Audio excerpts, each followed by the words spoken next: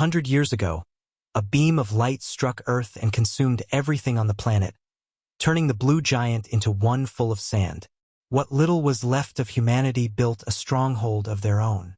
Zeon, our protagonist, is a miserable peasant caught up in the middle of a few bastards who took joy in killing others. But our boy ain't no bitch because he responded back in kind, recalling how he never really killed a person. He had a small accident in which one guy tried to steal his stuff and ended up accidentally dying. The world has awakeners who are treated like gods. The thought that he had killed someone who had a connection to Li Yuriong, someone who is awakened, terrified him. This same bastard remained unaffected by the kid's punch and slammed him aside, using his awakened powers to teach the rat a lesson. Fortunately, an accident caused the vehicle to flip over, injuring this bastard in the process. The driver, at the edge of his life, shared that they're being swallowed whole by a Godzilla-sized sandworm.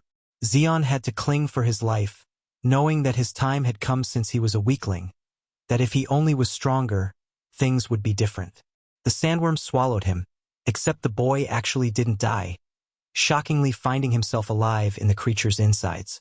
This man decided to become the next Paul Atreides because he saw everything. The destroyed structures of humanity all came flooding to his senses, showing him what became of their marvelous planet. At that moment, he awakened his first ability for the first time, and instinctively chanted Sandblaster, piercing a shot straight through the creature's side. Now that he had the power in the world to live, Zeon dared against his odds that he would use the sand to survive against the impossible. Zeon can feel every tiny beat of his heart. It's as if his body has charged with incredible energy. Understanding that this is the process of awakening, he clenches his fist. Meanwhile, we get this insane scene of the sandworm from Dune about to devour the tiny human. The creature reaches to swallow him whole, while Zeon stands there with balls of titanium, refusing to stand aside. Shockingly, some dude quickly intrudes to save his life, expressing that the kid is in his face. The dude throws Zeon flying into the air, causing him to hit the ground with a heavy crash. My guy spits out sand and questions how the hell this random dude managed to step him like Minato Namikaze out of the blue. But the moment he looks back up again, bro is terrified to witness that this guy drove a blade into the sandworm's neck, shooting out tar-like blood out of its body. The man teases the creature for making him climb up so high, wondering if he should send it all the way back down. Preparing his kick, he decides to drive his kick straight into the sword, pushing the monster all the way to its death. Our boy is shocked to his senses. The fact that someone as powerful as this random guy managed to take out this sandworm is no easy feat. It's actually Zeon's first encounter with the sandworm. And before he could even process his reaction, a blue-haired cute baddie comes up to him and reveals that it's Captain Zhang Yongbian being flashy as always. Again, Zeon has absolutely no idea how the hell these guys are stepping him like that. It's like they're popping out of thin air while the chick is busy complimenting her epic captain skills. One look at her body is enough to make him realize that this woman is immensely powerful. But even more so, the kid is confused why his body has started to freeze up. Yongbiam expresses that a sandworm isn't even a tough opponent for him. Then he addresses Giselle, before looking to his side. The captain turns back to find these two mingling around. Giselle is playful and obedient to her captain, but she's having a hell of a time dragging Zeon around like a ragdoll. In an instant, she overpowers my guy and pins him down, and I bet a lot of us would love to switch positions with this dude right now. Giselle playfully guesses the guy's rank and abilities, questioning what method she should use to find out. But just then, she notices something strange. The peculiarity is that Zeon is actually not an awakener at all. Pinned like that, our boy can't even believe what she's saying right now. Giselle continues to wreck his arm while telling the captain how the kid doesn't have a rank insignia at all. Zeon is confused, even reflecting that this chick might be blind because every awakener is meant to have an insignia. Watching the scene from the car, another teammate hollers at them to just hurry up already. Giselle asks for input from the captain, explaining how it's going to be weird if they just leave this fellow over here to die. I mean, our boy has complaints of his own because isn't this the same girl who nearly broke his arm just now? Yongbiam stares down at the kid meeting eye to eye, before instructing Giselle to throw the kid at the back since he seemed to be headed to the mine. And well, in the next scene we have our broken little ride filled with a rowdy group. Yongbyum's team isn't exactly the most peaceful kind. They're causing a ton of commotion. Meanwhile, our boy is pushed to the back and tied up like he's some kind of luggage. He listens to their talks until sand drifts into the vehicle. In reality, it's actually Zeon manipulating the flow of the sand itself, confirming that he has indeed awakened his powers. At the same time, he doesn't understand why no one can see his rank insignia, and taking one look at it, he finds the mark strange too. The color looks orange, but it actually matches the same color of the sand.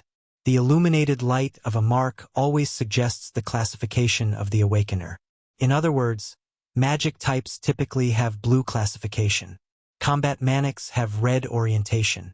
And though there has been information about other kinds of awakeners, it's the first time Zeon has ever heard about anyone being able to manipulate sand. Even as he does so right now effortlessly, it's one of a kind. Unfortunately, he also knows that it's an F rank. But the good thing is that he has infinite potential, allowing him to adapt like the desert. Our boy is happy with what he's got, hoping to hide his powers until the time is right. Because eventually, this man will be able to control the whole of the desert according to his will, and by extension, even dominate the planet. Which is making me wonder if bro's a hero or villain at this point. Anyway, we arrive at the gorgeous magic crystal mine.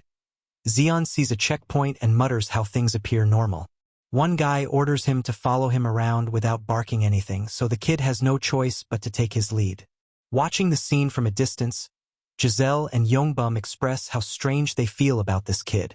The fact that he's the only survivor can be pointed down to luck, except the captain rejects this idea strongly.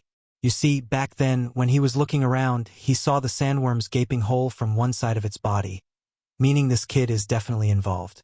It's a shame for Yongbum to not even ask for the boy's name, because he thinks they're destined to cross paths once more. In the next scene, we get a bit of a twist. You see, the average mines are supposed to be full of tunnels, but here people are bustling around and enjoying festivities. Zeon did not anticipate such an outcome. While the guy handling him taunts him that he's gonna call the supervisor soon, so the kid better stay put.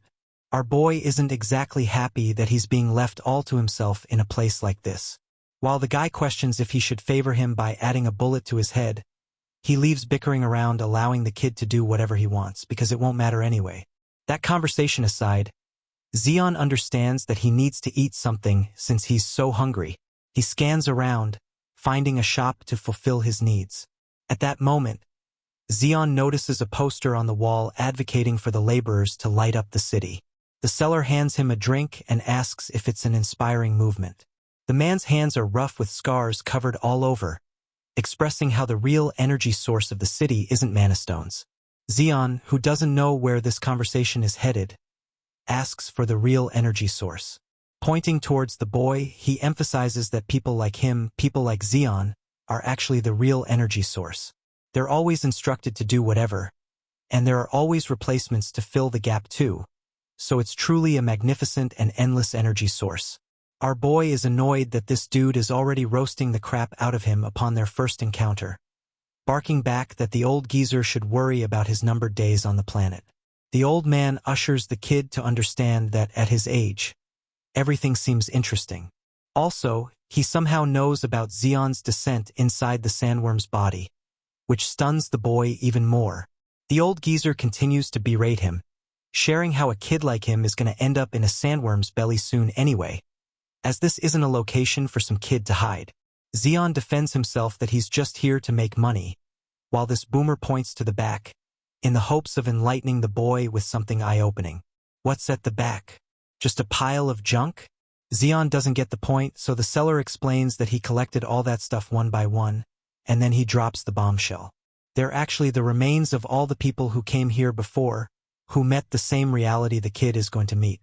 Everyone here tries to resist the temptation of heading into the mines, but that's just how tempting mana stones are. Afraid of the worst death imaginable, these newbies try to sell everything just to survive, holding on to dear life as they sell off parts of their souls. But in the end, none of this matters. Nothing gets better for them, and what things they gather only end up slipping away. All of them meet the same fate, so he's now found it easier to directly tell these people that the mine will consume them. This bastard has the audacity to state that rats like Zeon and the ones who came before him won't even leave a name behind, and that he's ecstatic to see the remains of the kid after his death. Ignoring his rant with frustration, he asks for the price. The old geezer asks for 10 sol, which is an amount so ridiculous that Zeon screams at him for it. Apparently, every resource in here costs a big penny. Even the skewer he ate earlier is no different. Zeon talks down on the quality of the meat, before revealing that he doesn't even have the kind of money he's asking for. While he's justifying and defending himself on how they're trying to loot him, he doesn't get that all the other butchers and workers in the area are drawing out weapons to cut him down. Yes, they're that merciless. Zeon goes on and on about how he won't pay a single penny, only for one bastard to come around and flank him from behind. The fear of death overwhelms our boy for one moment, while the old man throws a riddle to the kid, asking him how an old man like him even runs a business in a place so shitty. It's because the answer is they're all corrupt. Zeon looks back to see that he is confronted by more than a dozen men, all lined up to cut his body to shreds. Acting like some kind of mafia boss, the old man amusingly asks what this kid is going to do next. Zeon roars that he doesn't have anything to offer, that it's pointless to ask for this kind of money for a drink. Maintaining the advantage in the negotiation, he happily suggests a solution, eyeing down Zeon's mana stone in his pocket, believing that it's a fitting repayment. Our boy is frightened how all the rumors about his actions have spread like an eagle, while the scumbag continues to urge him to toss the stone over, that he'll even pitch a fair price. Zeon slams a powerful refusal, expressing that he had to go hell and back just to get this stone. He wants to talk things out with the old geezer, but it's clear that his words don't mean anything because right in the next moment, a muscle maniac grabs his head and slams it down the table, even suggesting that they bury the brat. Pissed off, Zeon activates a sandblaster, and boom goes this guy's arm flying in the air. That's what you get for messing with the wrong guy. The same arm lands in the hands of the other men who were ready to kill Zeon, refusing to discuss anything with words. Zeon deploys spikes of sand, slaughtering every corrupt man in the zone.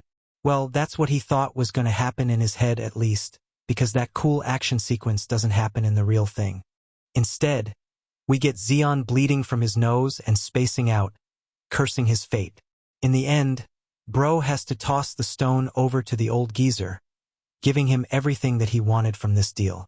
The old man is impressed with the damn size of this thing, suggesting that it's about 100 sol. Again, it's a ridiculous price because Zeon fires back that it's at least 300 from its size. The old geezer has all the leverage, so he talks down on the kid once more, berating him for not becoming sandworm shit instead of coming here. Another table slam later, Zeon is reaching his limit and intending to blast his powers out of here. But even now, he knows that he's not strong enough to do anything. Zeon requests for a suitable bonus in exchange for the stone. The old corrupt geezer is fine with doing that, but he does advise him to beware of pickpocketers who are quick to steal anything. As per their first deal, he plays it nice and suggests that the kid can pick anything from the pile of junk. Rummaging around, our boy doesn't really find anything useful, and while he's sulking, the old man is intrigued with his behavior.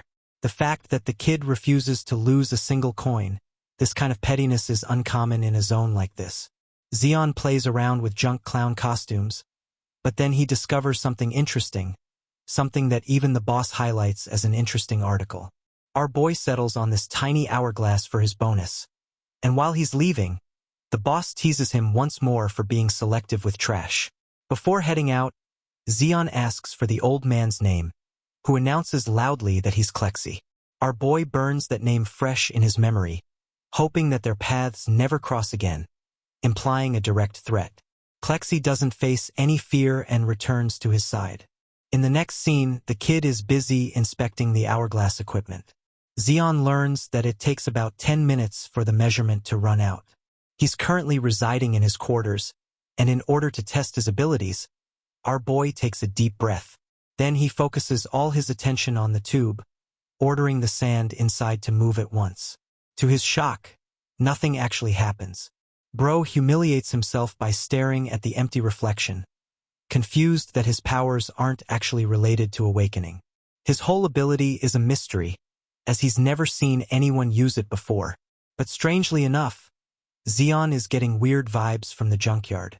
This hourglass conveniently sitting there makes him think it was deliberately placed there, as if it was calling out to him with a new feeling. Before Bro could comprehend his feelings, an imbecile kicks the door down, questioning if he's the new kid who was brought here. Immediately, Zeon is cursed at and berated even more for not being at the mine already. Back Manhwa doesn't give no shits. Zeon tries to put respect on his own name by asking the dude to treat him nicely, only to get uppercut straight to the face and launched to Kingdom Come. Manhwa gears up a second punch, shoving it deep inside the kid's abdomen, ordering him to shut the hell up. But that's not all. Zeon also gets stepped on like he's a piece of human meat, all because he upset this brute's ego. Manhwa calls him an unawakened loser who's got attitude issues, that people like him are meant to lay low and eat a beating to save their lives. After feeling satisfied beating a kid up, he orders Zeon to quickly start following him. Our boy gets up without chickening out. The first thing Bro says is that he's a psychopath, and that no matter what happens, Zeon will kill Manhwa someday. I love how Bro's collecting a hit list out here that he's gonna use to take everyone out. In the third sector of the mine entrance, Zeon is brought to the main working side and quickly suited up. Food and gear costs are told in advance to be cut from his payment, and that the main goal is to collect mana stones like a dog. At first our boy thinks it's a simple task, but before he could fire another question, his helmet is smashed open with Manhwa's pickaxe. This guy makes it clear that he won't care if the kid doesn't know how to swing a pickaxe, and that he'll also dock the payment for the helmet costs. Manhwa then directs the subordinate to throw Zeon into shaft number 972, which is supposed to be one of the worst places ever. Zeon doesn't really give a damn anymore and simply obeys orders, while his asshole manager emphasizes that if he doesn't return with a mana stone, he'll be executed on the spot. Talk about having the worst job ever.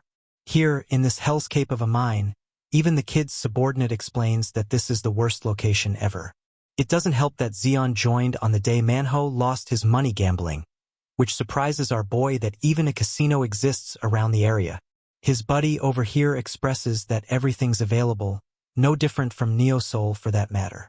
Zeon thinks that with clowns like this shitty manager, it's sure for businesses like these to meet at least some promise. Our boy also doesn't know if he's going to be fine swinging a pickaxe because of his smooth skin, making it bruise easy. However, his new friend assures him that there won't be any trouble getting hurt down there. Because you see, not even a single person in the tunnel has gotten hurt, not even one. It's an ominous warning, but eventually they arrive at the designated tunnel. Our boy questions if he only needs to farm the mana crystals and return, but then the guy quickly cuts him off saying that he actually won't be returning. After all, more than a dozen people have vanished just being here, for are betting on saving his life right this moment too. No one even knows if the rest of them died, but all this homeboy has to offer is an apology and his gratitude for venturing in a place so dangerous that no human could touch.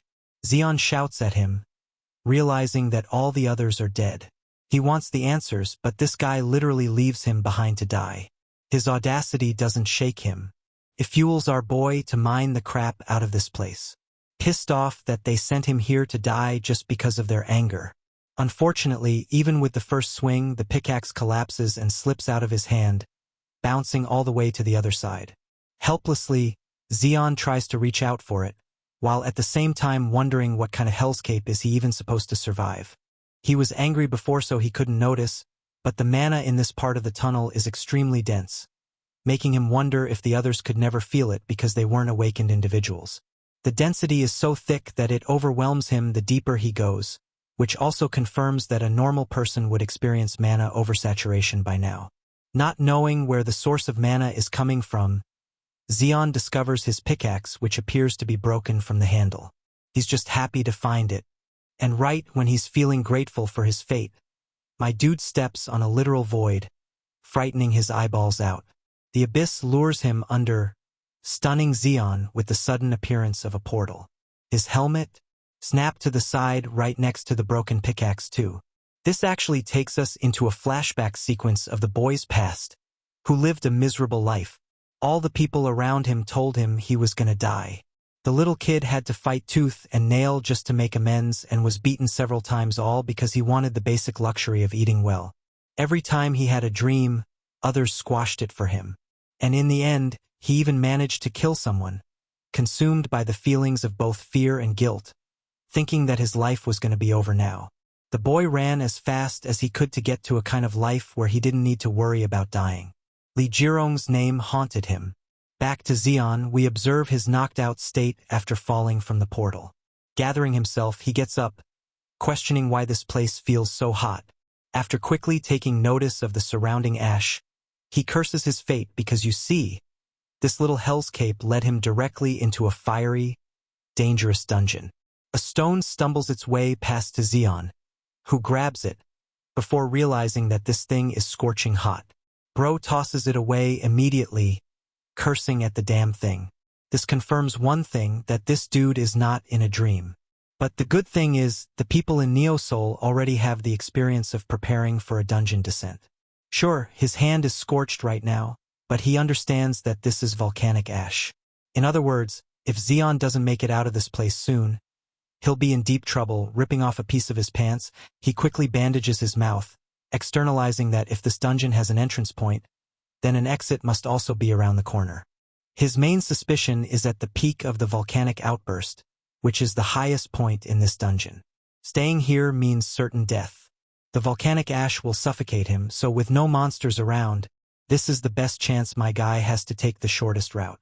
Armed with that confidence, he bolts with incredible speeds, glazing himself as the all-powerful Xian, the man who never gives up in any hurdle. He does say all of that, but my guy barely survived an encounter with the hot lava just now. To make things worse, the shattered terrain breaks off and sends him straight down.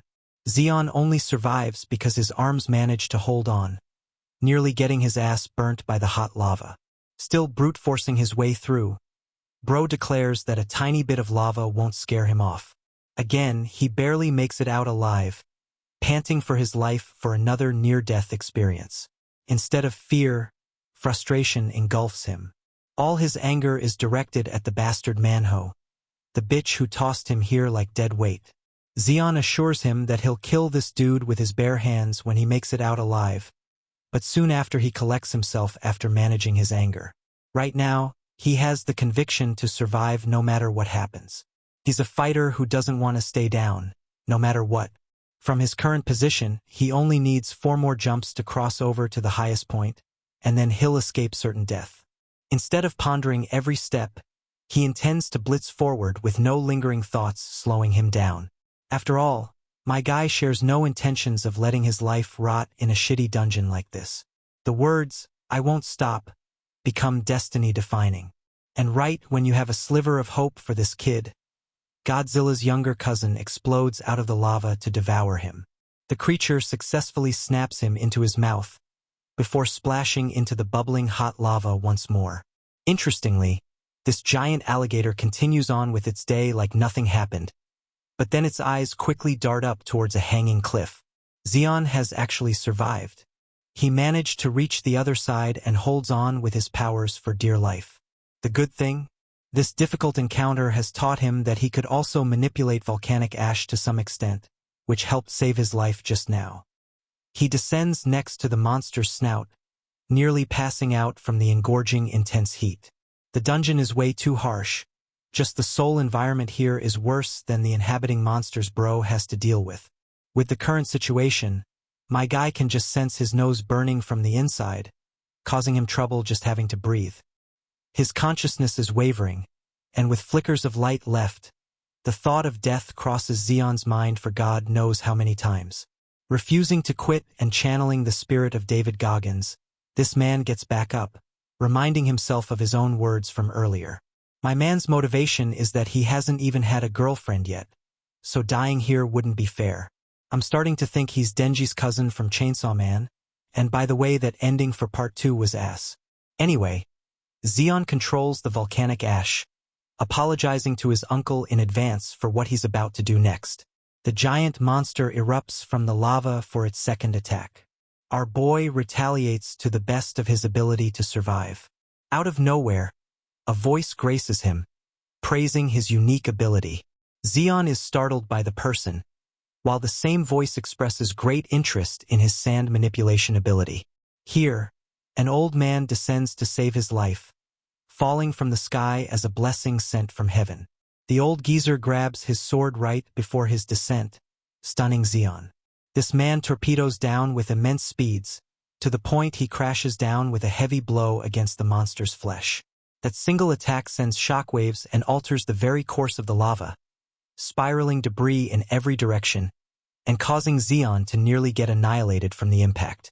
Our boy is shivering from the mere force of that impact, literally causing his eardrums to burst while knocking his senses out. Glancing ahead to find the old man as well as the state of the monster, Zeon discovers that the creature has been diced in half. This foreign feeling is completely different to him. The man standing before him isn't some ordinary strong awakener. This guy is categorically on a different league, like he's the Gojo of this universe. The guy casually takes another step, each step smashes before him. Zeon is dead lost just watching his glory, while the awakener asks for the kid's name. Since the boy refuses to speak, he decides to create a dilemma for him, suggesting that if he doesn't count to 3, bad things will happen. The countdown starts, with the old man gearing up in preparation, and the moment it hits 1, he's already looming over the boy like a ghost from hell. In the end, he doesn't do anything to Zeon, questioning why the kid looks geeked out. In reality, our boy can barely hear this man's voice thanks to his eardrums getting rammed. The list of injuries he has are piled up, but the old man doesn't understand this part. The awakener draws his sword, thinking that he should simply cut this boy down if he refuses to talk. The boy regains his hearing and panics, affirming that he doesn't know what's going on, begging for mercy. This is good news to the awakener, who's happy to know the kid isn't a lost cause. He reiterates and asks for the boy's name, who exclaims that it's Zeon. This guy is so hilarious, he judges our boy for having such a pathetic name, making Zeon wonder what kind of name this dude even has to act so sigma. At that moment, this old, overpowered geezer obliterates a boulder, expressing that he's Diodon. And though he introduced his name, our boy has no idea what the hell this old man is doing right now. The awakener is confused and asks the boy to clarify. So Zeon roars that he's being called a dumbass and threatened for no reason, and though he feels grateful for having his life saved, he still doesn't get why he deserves the harsh treatment. Calling him dumbass another time, Diodon explains that the boy has been caught in some kind of trap. Ignoring the disrespect, Zeon asks for the details, and learns that a snare is actually a phenomenon that occurs when the dungeon's mana is oversaturated. In order to make sure it doesn't collapse, the dungeon helps create another entrance point, leaking out mana from that gap. In other words, it also draws surrounding living creatures in the same manner. That is what a snare is. Diodon emphasizes that most people never get the chance to experience what it's like, so the boy's luck has to be the worst of the worst, adding more fuel to the flame that Zeon should murder Manhwa's bitch ass. The awakener calls him a dumbass once more, much to the boy's displeasure.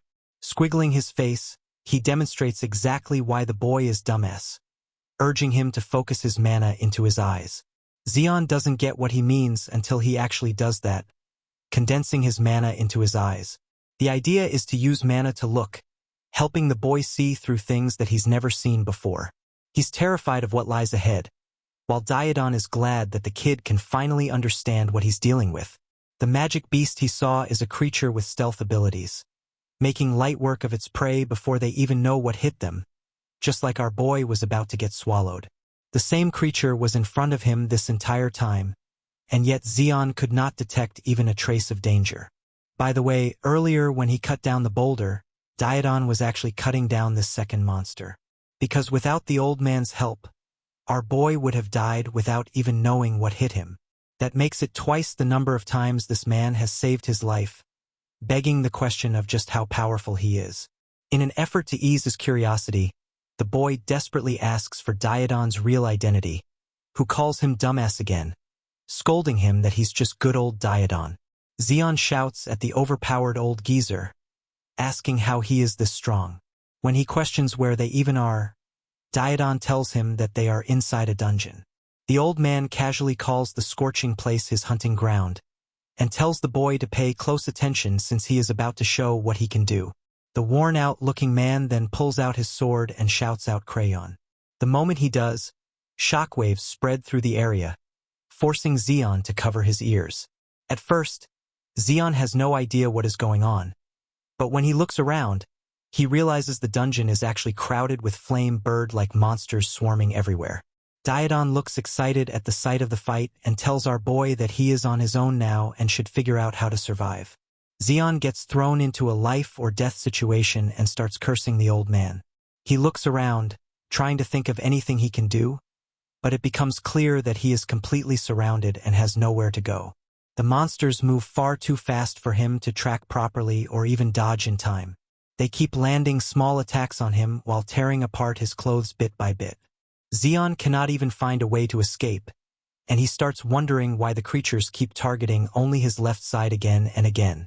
He looks up and desperately tries to shoot sand at the flying beasts, but they easily avoid his attacks and respond with multiple strikes of their own. Our boy feels completely useless compared to the old geezer. He tries to protect his pretty face by raising his arms as attacks keep coming at him from every direction. Zeon realizes that he is going to die soon if he keeps goofing around without doing anything.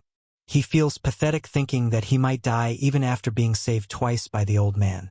At that moment, he recalls the scene when the old-timer appeared in front of him once again and called out to him.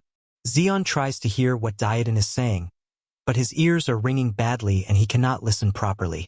He recalls how the old man told him to see through mana instead of relying on his eyes. Even while calling himself a pathetic loser, he refuses to give up and starts searching for a way to sense enemies that his vision cannot track. He slowly gathers mana into his eyes and works on increasing its purity step by step. He focuses hard and tries to feel the flow of mana just like the old man suggested, and this time it finally works as he begins to sense the magic power inside the beasts. Now he can track them, and the moment their mana comes within range, he strikes at the closest point possible, finally taking down the two lava birds that were targeting him. Meanwhile, the old geezer is busy fighting much larger monsters and looks like he is enjoying every second of it. He comments that he cannot even remember the last time he felt this fired up during a fight. He then charges forward and lands a powerful punch, tearing a massive crocodile-like monster clean into two pieces. Just as the old geezer finishes off the creature, he comments that it is a shame the monster was not even a proper match for him. He sounds disappointed since he did not get the thrill he was expecting from the fight. He then sighs and remarks how the number of dungeons has dropped a lot compared to the time when he was younger. Meanwhile, after watching the big bad crocodile fall so easily, Zeon cannot help but feel a bit sorry for it. He struggles to believe how casually the old man killed it, as if it was nothing more than a small lizard. At the same time, he himself is reaching his limit and even lets out a tired laugh at his own situation. Suddenly, a powerful shockwave hits him, forcing him down to his knees as he throws up from the impact. He barely manages to stand again and asks Diadon what just happened. Diadon calmly explains that the shockwave he just felt was actually the roar of the dungeon boss. He goes on to say that every dungeon has a final boss waiting at the end, and the one in this dungeon is the real reason he came all the way here. Just then, a massive drake descends from above, and the old-timer identifies it as a crimson drake. Hearing the term drake, Zeon quickly asks if that means it is a dragon, but Diadon immediately denies it. The old man even comments that it is unfortunate he has to deal with a B-ranked creature instead of facing a real dragon. Even so, this drake is clearly dangerous, as it is surrounded by a strong force field. Zeon recalls hearing that B-ranked and higher monsters possess unique traits similar to humans. Based on the Awakener ranking system, a red force field indicates a close combat type, but when he notices the aura around this drake is blue, he shouts out that it means the creature is a magic type. Before they can react further, the drake unleashes a black flame attack straight at them. Zeon is frozen in shock, unable to even close his mouth, and in fear he loses control completely. At the same time, the old geyser leaps straight toward the source of the attack and brings down his massive sword directly onto the drake's head. The drake quickly recovers and swings back at the old-timer with its claws. Diadon moves to counter the strike using crayon, but in an unexpected turn, the geyser ends up caught within the drake's grip. The creature immediately takes advantage of this opening and prepares to unleash a fire breath at close range. However, Diadon reacts in time and forcefully shuts the drake's mouth, trapping the flames inside it. He asks the monster if it can feel the pain, and then tells it not to worry because he is about to end it for good. Tightening his grip on his sword, Diadon pushes forward and engages the drake once again, declaring that this will be the last day it stays alive. Meanwhile, Zeon is running for his life. He finds himself stuck in the middle of this overwhelming fight where he cannot even stand still to defend himself properly. He quickly uses his ability and forms a sand wall behind him in an attempt to block the incoming shockwaves. He shouts at the two of them to take their fight somewhere else, while wondering how simple shockwaves can cause this much damage to him. On the other side, the old-timer is clearly enjoying himself. He shouts that this feels just like being at an amusement park. Just then, another shockwave rushes towards Zeon, and this time it comes too suddenly for him to react. He realizes he is done for and gets thrown far away by the impact. He lands in a brutal way and ends up being flung toward the magma, leaving the poor boy frozen as he realizes he is about to die as a pathetic loser who couldn't even find himself a girl. The story then shifts to the old fart, who clearly does not care at all about what happens to our boy. Instead, he keeps bullying the drake and calls it a disgrace to all boss monsters for fighting so pathetically. Pushed over the edge by the non-stop insults, the drake charges up another breath attack. Seeing that, Diadon smiles, because he did not expect the weakling to have something this fun hidden up its sleeve. The concentrated magic breath tears through the air, obliterating almost everything in its path, and growing larger the farther it travels. After a while, the crimson drake finally stops, convinced the madman must have been turned into dust by now. But the moment it hears his voice asking if it is looking for someone, the poor creature realizes it is completely screwed. It lets out a pained roar and turns around, just to see him casually squatting on its body. His sword is buried a full meter deep inside it, and he calmly reveals that he has been searching for one of its kind for a long time. After all, he needs a crimson drake heart for his crayon to grow. It is unfortunate, but the beast has no choice but to die for that purpose. With that, he drives the sword even deeper, letting magic seep into its body.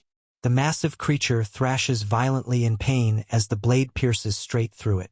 After absorbing the drake's heart, Crayon begins to glow with a strong crimson aura. He looks at his sword with satisfaction, pleased that it has broken its once again. Right then, his weird little bonding moment with the sword gets interrupted by our boy, who asks why the hell he is talking to his weapon like a lunatic. The guy might be insane, but he is also insanely strong, considering he just soloed a crimson drake. Meanwhile, Diadon is surprised that the little twerp is still alive. Our boy let him know that he was screwed, and he crawled back from the brink of death. When the ground collapsed beneath him and he was thrown down, he did not just sit there waiting to die. Instead, he used his sand manipulation to create a cushion that softened the fall. That saved him from turning into human ketchup. Even he cannot believe how good he has gotten at cheating death every time things go south. He adds that constantly getting smacked around by the shockwaves of a certain madman has sharpened his reflexes a lot.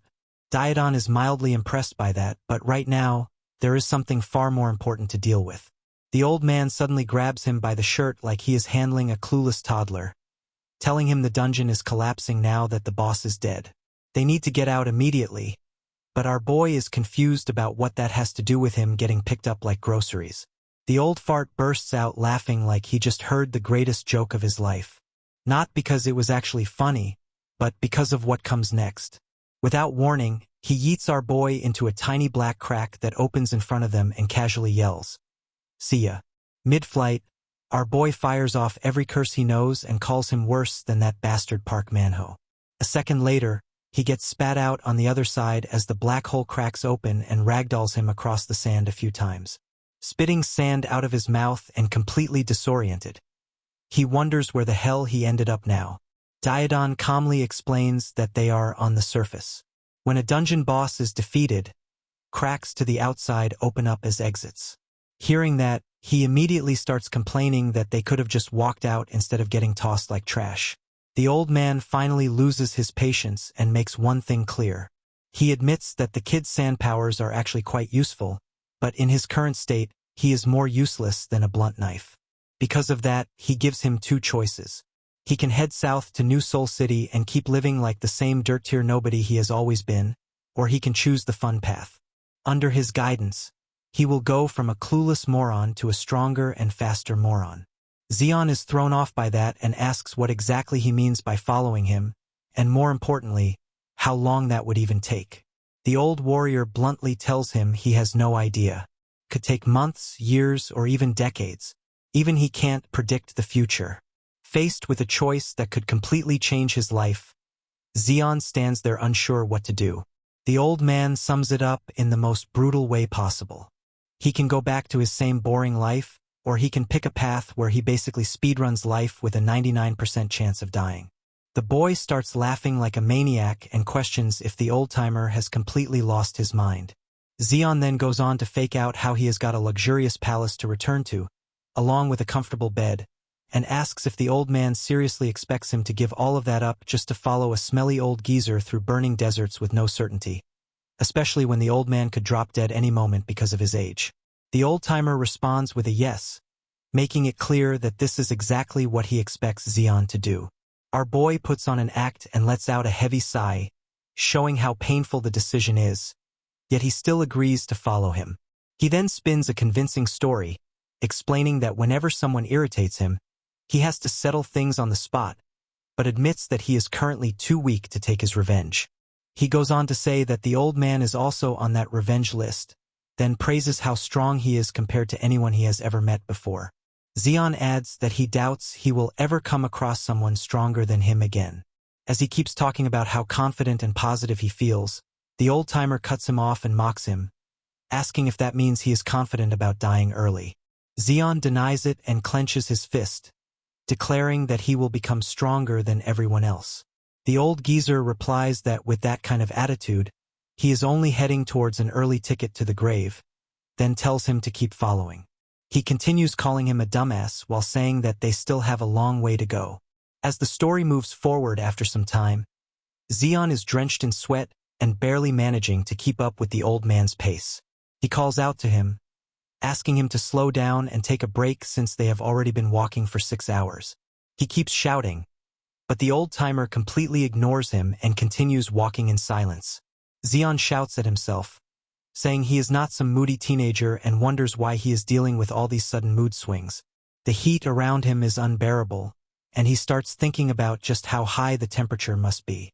On top of that, the loose sand makes every step difficult, and he begins to worry that he might collapse from heatstroke at this rate.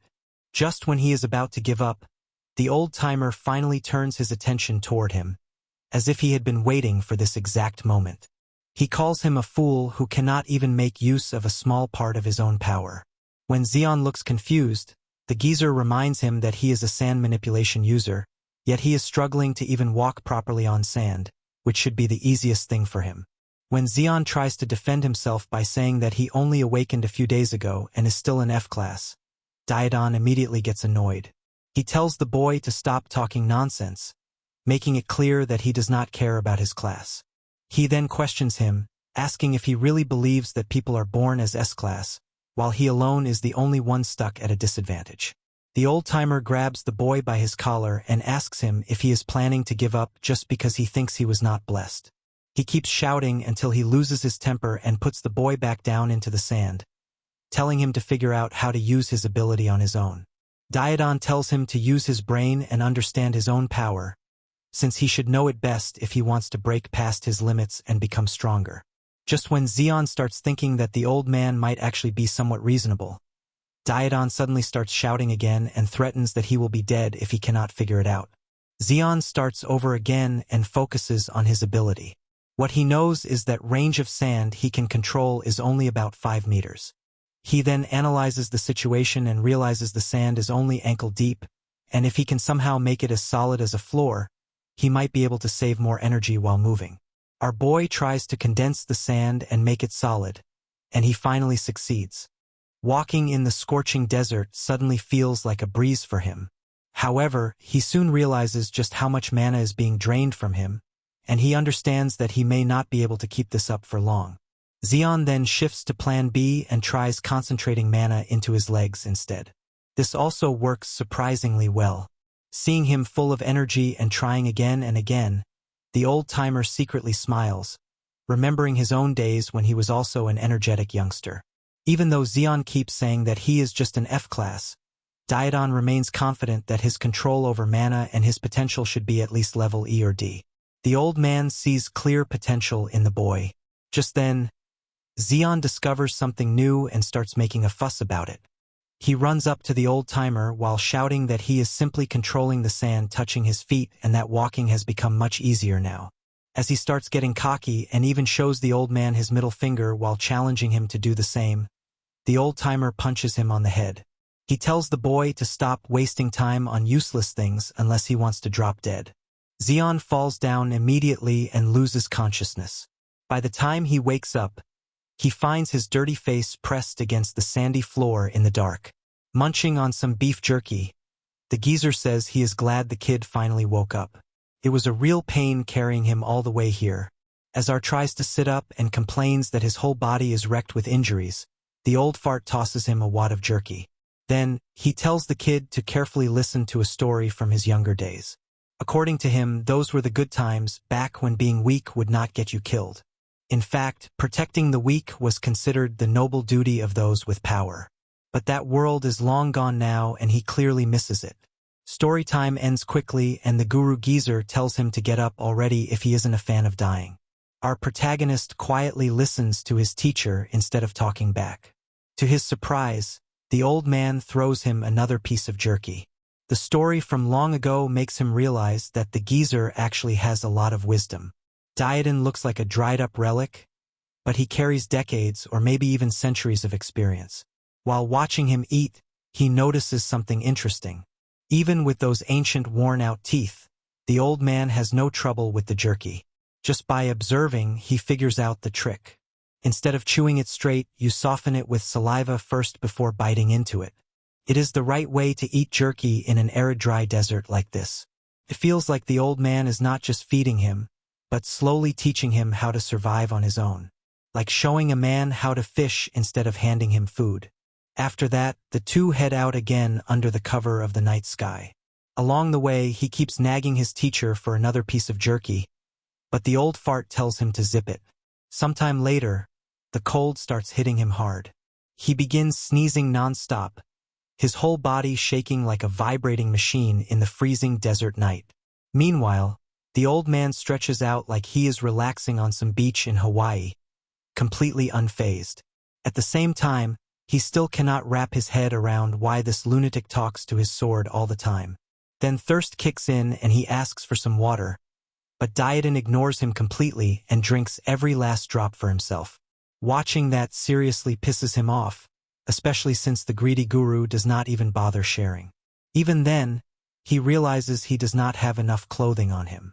Unlike the old man, he cannot wring out dew from loose fabric to drink. Still, he crouches down and starts licking the tiny drops of dew off his own body. Like a desperate stray puppy, he will do anything to reach his master's level. Seeing that, the old man calls him a dotard, but he argues he is not a dotard, he is a proud moron. Ignoring his nonsense, the old man tells him to shut up and focus on sensing his surroundings. Clueless as usual, he quiets down and tries to listen. After a while, he begins to pick up faint vibrations all around him. Slowly, he realizes they are coming from multiple directions. Before he can even blink, he sees hundreds of glowing eyes surrounding them. They are vicious beasts, ready to tear apart anything they can get their jaws on. Horned hyenas are usually active at night, but unluckily they got caught out at dawn. As the beasts bare their fangs and prepare to rip him to pieces, the old man asks if he's got this, or if he needs daddy's help. It seems the crazy rubbed off on him too, because he laughs and replies he does not need any help from a dusty old man. Manipulating the sand around him, he prepares for a fight to the death with the stray animals. First, he forms a sand bullet and fires it straight through one of the hyenas. Then, he raises massive spikes of hardened sand, creating a deadly zone that kills anything entering his range. But as the fight drags on, exhaustion starts catching up to him. He yells in frustration, feeling like he is stuck in some endless zombies mode in COD. Pain burns through his chest, and he nearly collapses, realizing he might die from mana exhaustion before the beasts even finish him off. That makes one thing clear: raw power alone is not enough. He needs a smarter way to fight. Summoning another sand bullet in his hand, he starts thinking deeply about how to use his energy more efficiently. But his thinking gets cut short when a hyena lunges in and sinks its teeth deep into his arm. Somehow he manages to shake it off, but the damage is brutal. His arm is torn up with holes like a SpongeBob. Even then, that injury sparks a eureka moment. Those holes teach him the most efficient way to use his sand manipulation. He stands still, quietly planning his next move while the pack charges at him, hungry and ready to tear him apart. Right before they reach him, he unleashes his brand new technique. Hundreds of insanely thin but sharp sand spikes erupt from the ground at once.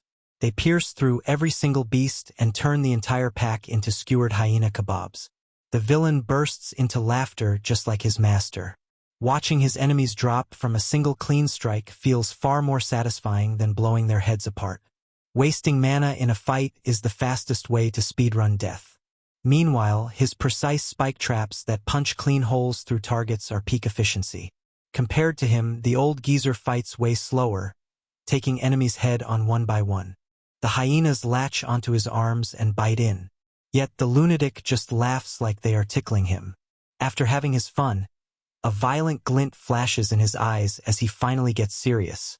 The moment Zeon sees that insane expression, he immediately understands what is coming. He braces himself, already dreading dealing with this madness again. With a nasty grin, the old man commands Crayon to annihilate his enemies. In an instant, explosive power erupts and sends shockwaves that blast away sand and beasts alike. Our boy barely manages to shield himself with a wall of sand while the hyenas are launched like cannonballs into the distance. When everything finally settles, he just stands there in disbelief. The epicenter of the blast and the trail of destruction stretching ahead leave him completely speechless. That makes him question if Diadon is even human, because no normal person could pull that off without using some kind of skill. At the same time, he realizes that getting arrogant around a monster like this is a fast way to die.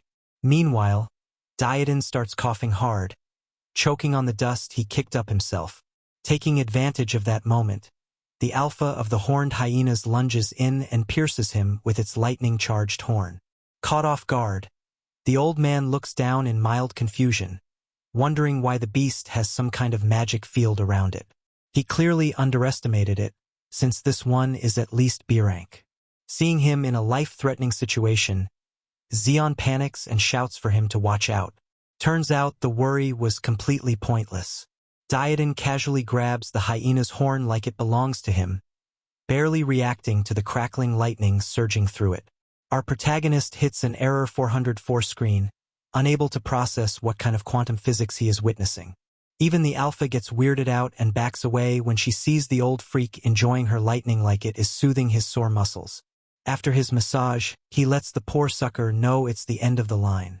He jumps onto the alpha and drives his sword deep into her body, spraying blood all across the battlefield. Watching that, Zeon realizes he was an idiot for ever worrying about this man. After the fight, the two begin harvesting useful materials from the horned hyenas. Wearing the alpha's hide, our boy asks Diadon when they are finally leaving. He is surprised to see the old man even taking the horns, explaining they are valuable materials for crafting lightning-based weapons. Out of nowhere, the old man tosses him a dagger, handing him a weapon to hunt with. He makes it clear that from now on, the kid has to find his own food. No more freebies. Since horned hyena meat is mostly poisonous, one wrong bite would kill him. Only the muscle from the flank is safe to eat. As Diadon casually cuts out meat himself, he notices the kid just staring and snaps at him to stop gawking. If he wants to survive, he better get moving and secure his own food before sunrise. With that, our boy starts harvesting meat on his own until the sun finally rises. He already looks more experienced compared to before. Even though he still lacks a proper water source, he has plenty of meat stored in his satchel. On top of that, His sandwalking skill makes it a breeze to move during the day. Getting a bit cocky, he taunts the old man, asking if he is struggling to walk and feeling jealous of his neat little ability. This time he actually dodges the man's punch and sticks his tongue out like an annoying brat. But the second strike delivered with crayon knocks some sense into his skull. While he spits out sand, Dietin bluntly tells him that his back hurts like hell, and a cheap walking trick does not make him special. Zeon sulks that he was just messing around. He was already thirsty, and now his mouth is filled with dry sand. Then he notices something is off. His mouth is not actually that dry anymore. The air feels a little moist. For a second, he wonders if he is hallucinating. But the look on Dietin's face confirms it is real.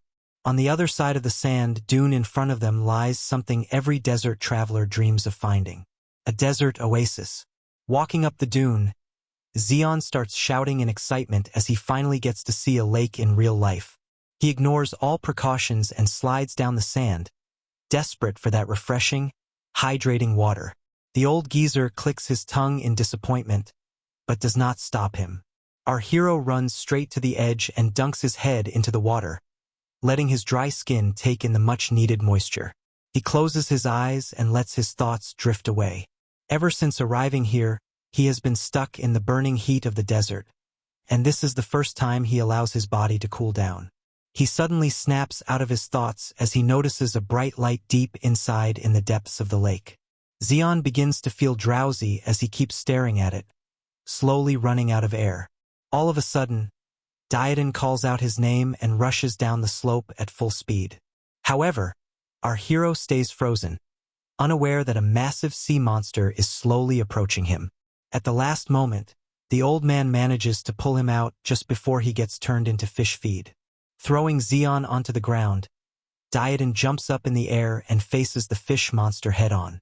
With one clean strike of his sword, he takes down the huge creature instantly.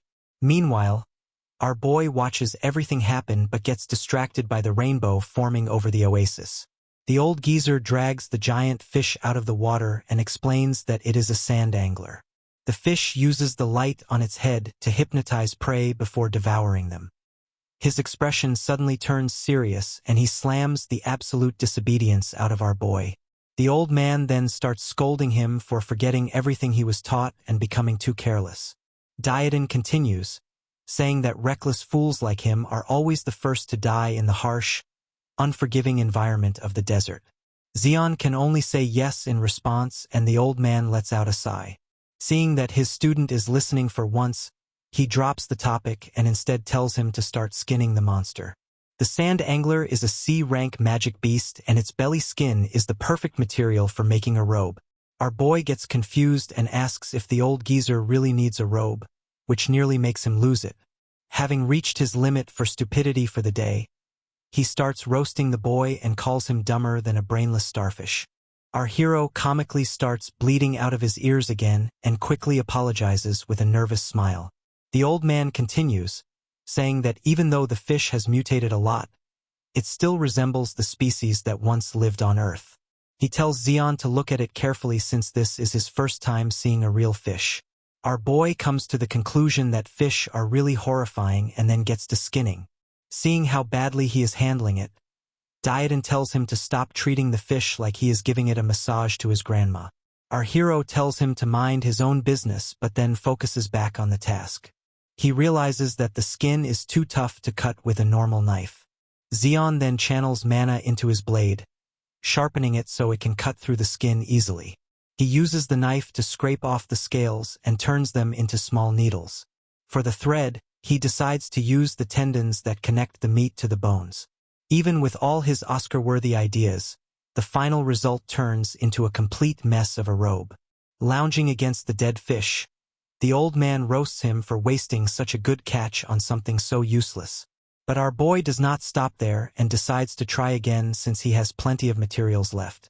A few hours later, he finally succeeds and holds up a finished robe that actually looks decent. Zeon gets a little carried away and says he could probably sell these for profit and even open his own tailor shop. The old man calls his name, which makes him react quickly as he shouts that he is not handing over the robe. However, Dietin instead tells him to stop messing around while holding up a large sack-like organ that is still dripping blood. He tells our boy to start eating this gallbladder since it is a very rare and powerful medicine. Zeon tries to argue, but the old man confirms his fear that he will be killed if he refuses. He then drops the heavy organ into our boy's hands while complaining that his arms are tired. Looking at the disgusting mass in front of him, our hero hesitates for a moment but then starts eating like a starving man. Even though it tastes more bitter than orange juice after toothpaste, he keeps gobbling it down, not wanting to get beaten to death. Strangely, after a few bites, he feels like his hunger is still not satisfied and continues eating more and more. Just as he finishes it, the old man warns him that now it is time for him to burn. That catches Zeon off guard as he wonders what the old geezer is talking about. Right after that, he feels his throat tighten as he starts choking.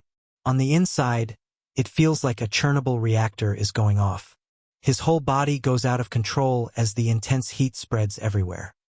He begins screaming in unbearable pain while the old man tells him to stop acting like a child. He then starts monologuing, saying that everything in life is like this oasis, that everything will disappear as if it never existed. He explains that the sand anglers are reborn, keeping the cycle balanced. Before he can continue, our boy cuts him off and tells him to stop with the soppy emotional stories and help him. Even while watching the kid writhe on the ground like an earthworm after it touches salt, he does nothing and simply goes to sleep. The next day, Zeon finally opens his eyes and sees the old man staring down at him with an evil smile that nearly scares the soul of his body, and he shouts at the old man for nearly giving him a heart attack. They exchange a few more nice words before the old man asks how he feels now. Our boy then realizes that something in his body has changed. He feels much lighter, his muscles feel stronger, and the mana inside him feels close to overflowing. Testing his new and improved powers, he asks what happened since it feels like he has taken some super soldier serum. The old man explains that it is because of the fish's gallbladder. He says that the organ works like a cheat item for surviving the desert, making a person much stronger. It is something very valuable, which makes our boy feel uneasy that he was allowed to use it. Dietin brushes it off, saying he only did it because the kid was too weak and he did not want to slow down because of him. Zeon argues that he is useful at times, but the old man tells him to be quiet and start eating since they are not leaving until the fish is fully consumed. For days later, they finally manage to reduce the sand angler down to nothing but clean bones. The old man then says it is time to move again. Zeon smiles and puts on his new cloak as they continue their journey. A few days later, strong dusty winds blows toward them, marking the start of a sandstorm. Thanks to his new strength, our boy is not affected much and is surprised that the old man has enough stamina to keep going without slowing down. Dietin has not spoken for days, which makes Zeon wonder if the old man is going through some kind of male menopause. They have been walking for 2 weeks now, which makes him question whether the old man even knows where they are going. Just then, a giant ant monster appears behind Zeon, but he quickly responds with a sand beam attack. He wonders how much farther they have to go, but then notices that the ant monster is still alive. That gets his attention as he admits the creature is tougher than expected. He had hoped to pass through without trouble, but things do not go his way. Using his sand abilities, he senses more ants approaching and decides to face them directly. Driving his hand into the sand, he forces the ants to rise up to the surface as they begin to slightly bored out of his mind from wiping out swathes of ants. Zeon continued blasting them with sand. His technique had noticeably improved in a short amount of time. Come to think of it, days with sandstorms were actually pretty great for his power. There was a practically infinite supply of ammunition everywhere he looked. The geyser's pace was unforgiving though. He never slowed down while leaving the dumbass to take care of the trailing nuisance. Zeon complained about the lack of a single shred of loyalty. No wonder the geyser was still alone in his old age. While he was worrying whether Dietin could hear his trash talk, Zeon picked up something troublesome within his 10-meter radius detection range.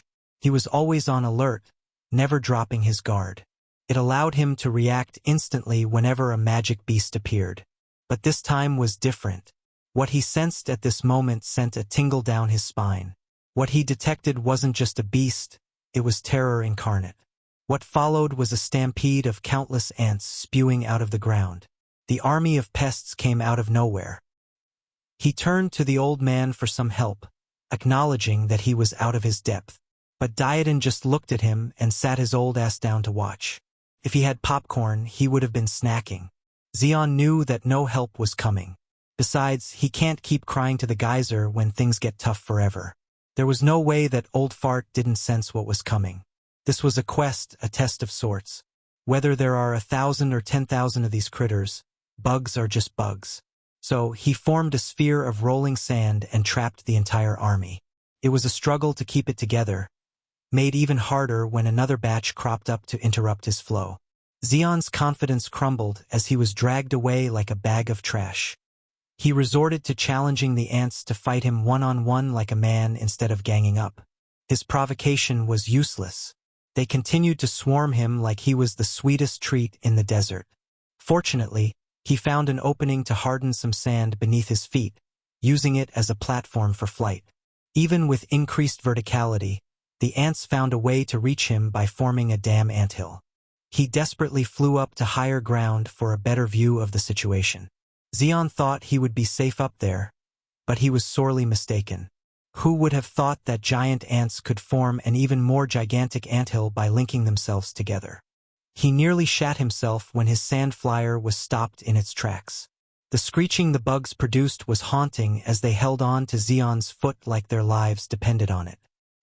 He was helplessly tugged along by his ankle and slammed into the sand without mercy. It took Xion a minute to get back up, huffing and puffing for air as he puked blood. When he looked up, the old man was still watching with a disinterested look. That indifference gave him enough gas to keep going.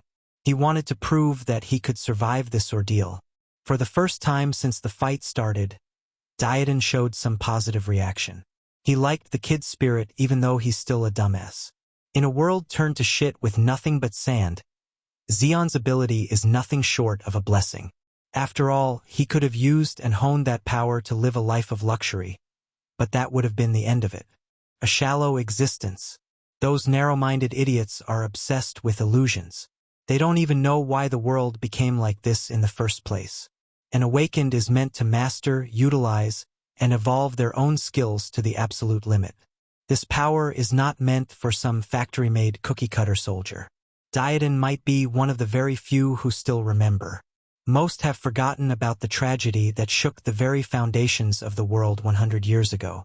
Back then, Dietin was useless beyond help. He had lost count of how many people died in vain right before his eyes.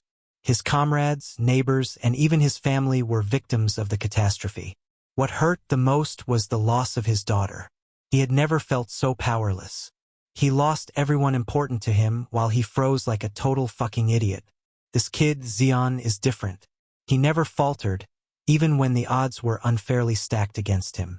He might have the potential to become anything he'd want to be as long as he's insane enough to throw himself into the fray, crossing the line between life and death.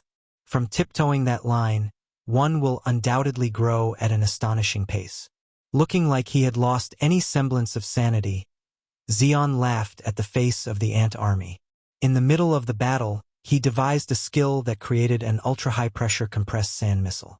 It was a simple and crude invention, but its destructiveness was the real deal.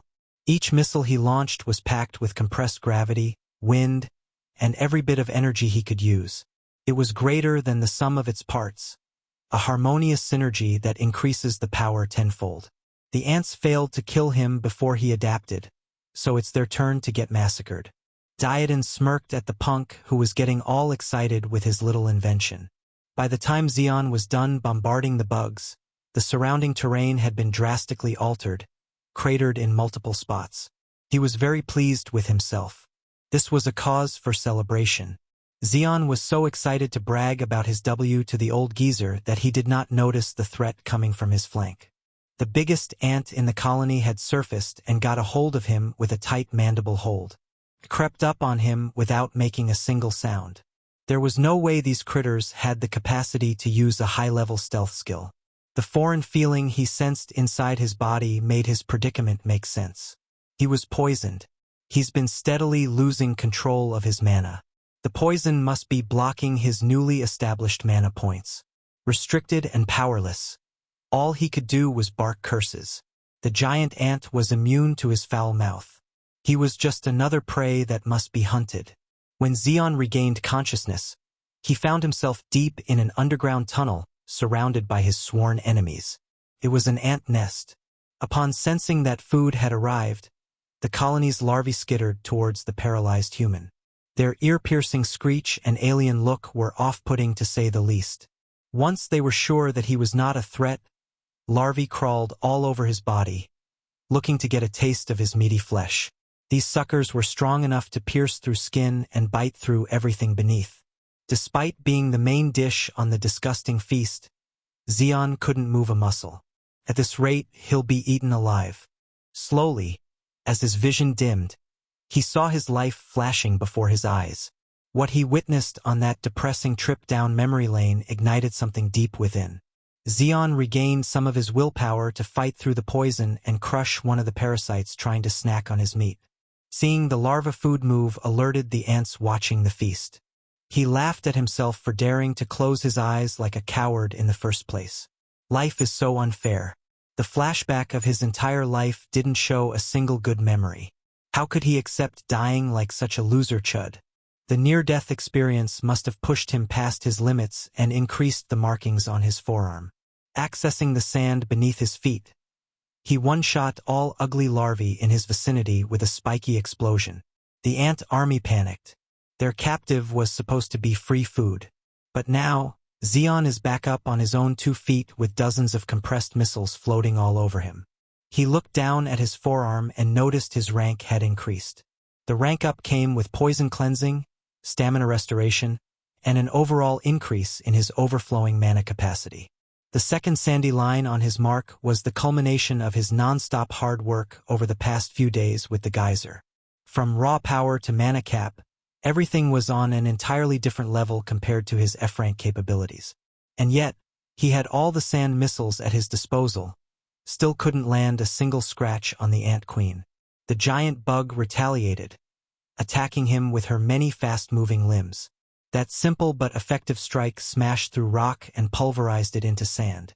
Xion continued his sandy barrage, but the queen's carapace was simply impenetrable. At this point, he would take even just a little dent in that black exoskeleton. The queen's defense was insane. After a few more wasted tries, he accepted that sand missiles were not going to cut it, no matter how compressed and destructive they were. In that case, he'll just have to rethink his whole strategy. There must be a way to break an unbreakable armor. Smashing and piercing were out of contention. Maybe he could try to rip the tough carapace right off. To do just that, Xion manipulated every grain of sand he could control to completely blanket the queen's entire body. He pictured a tight, ripping motion around the hard shell in his mind, twisting and peeling the whole thing off from the flesh. It effectively made the queen screech in pain. In retaliation for his brutal attempt at undressing a queen, she started coalescing pure mana in her mandibles. She did not fight against the rip, but instead readied a fearsome ranged counterattack. Xion was not the only crazy bastard in this ant nest. The mana gathered produced ultra-high frequency waves that made his ears bleed. At this rate, his brain might just explode from the pressure. The straightforward fight from earlier had turned into a battle of grit and pain tolerance. Xion thought his crazy plan to undress the queen was a good play. Who would have thought that the colony's leader had something up her many sleeves? Bleeding through his ears and eyeballs, the kid welcomed the challenge even though there's a good chance he would die. It was truly simple. Whoever dies first is the loser. This guy was a true hater. He would readily die with his enemy if there was any chance of winning. The agonizing standstill came to a close when Xion felt his consciousness shatter. Something snapped inside his body, severing its connection with his mind. He might have reached his absolute limit in there. His useless body could not keep up with the challenge. He's tired of being so pathetic and weak. The geezer must have heard his innermost thoughts while he was picking Xion up from the dirt. With that easygoing smile, Diadon reprimanded the fool for almost dying. Miraculously, Zeon re-established the connection between his body and mind. He even joked that he'd let the geezer have the last hit. There was no need for any more meddling, though. That C-rank wolf ant queen was far stronger than Zeon. Yet he did not give up, fought until the very end, and earned the right to live by being persistent and creative. Diadon was basically showering him with praise for the first time since they teamed up. It was a shame Zeon's eardrums were completely ruptured. He couldn't hear a word he just said. Acknowledging his defective eardrums, the old man carried his limp body close to the corpse of the wolf ant queen. They reached a small clearing where a glimmering sphere had been neatly placed. Zeon asked the geezer what was up, and Diadon started scribbling on the walls. He explained that the sphere was the queen's egg. It's medicine, strawberry-flavored too. The kid was confused by his wall scribblings, but it sounds like he's being pushed to eat some unknown material again. Just in case a repeat incident occurs, Zeon asked if ingesting this shit was going to hurt like the sand angler's gallbladder. Diadon spoke up and admitted that eating the egg would most probably lead to death, but Zeon couldn't hear that on account of his severe ear injury. Ultimately, he chose to trust the old man's call and inched his mouth close to the glittering egg. He's just a street rat from Neo-Seoul. He doesn't even know what strawberries taste like. But if it has the same flavor as this ant egg, then strawberries must be fucking delicious. Zeon jokingly asked for more, but his countenance paled when he felt something unusual upon ingesting the egg. Spikes of blood protruded from all over his body. The bleeding that just ceased started back up again. He was undergoing the process known as organ inversion. It literally means twisting and turning of the intestines and neighboring body parts. Normally, the queen ant's egg is used as a lethal poison. Even a small amount of that nasty thing would forcibly invert a human's internal organs. The consumer's organs are pierced and twisted. They were being stirred by a thorny stick. Most people would undoubtedly die from the agony and shock of organ inversion. As the debilitating pain clouded his mind, Zeon cursed at the old man for putting him through hell time and time again. Then again, Diadon was just trying to increase his chances of survival in this crazy world by letting him experience a level of pain that would break the strongest wills. The next phase of organ inversion was throwing up gallons upon gallons of blood like a leaky faucet in a horror movie.